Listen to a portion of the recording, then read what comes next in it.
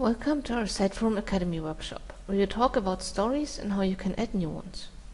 With this function, you can assign stories in multiple languages to single menus. These stories can be assigned to a unique design and layout based on story templates. It is also possible to place time-sensitive stories. The content of the stories can be made accessible to particular groups only. To work with stories, you need any of the roles of editor, content manager, or portal master. Go to Portal Manager, Website and CMS, and Stories. In this overview, you have different options to select a story in order to view or edit it. You can select the menu in which the story is located, enter a keyword of the story title in order to search for the story, or display stories by story type. You can also filter stories by the editors who wrote them, by time frame, story template, or language.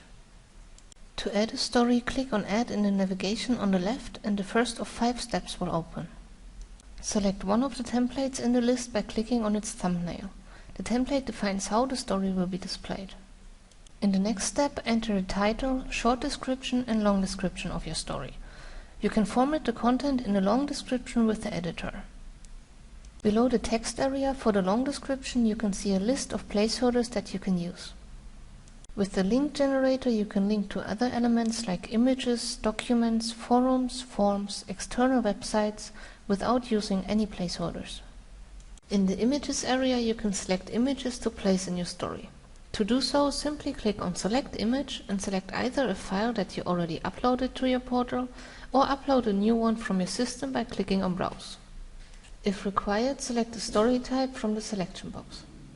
Under Preferred Language, you select which language your story should appear in by default.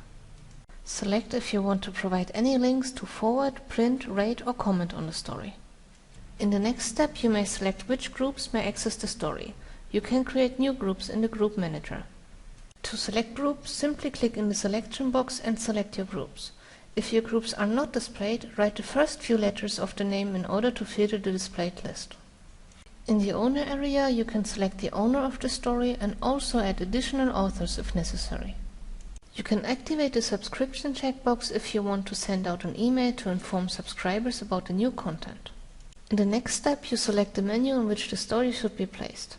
Select the menu and click on Add. If needed, you can also activate the detailed time selection. Select the start and expiry date of the story. While the story will not be deleted after it has expired, it will not be displayed and will be moved automatically to an archive menu if available. Activate the checkbox Lead Story to make a story the lead story. A lead story can be defined for every menu and will be displayed entirely as first story under the menu.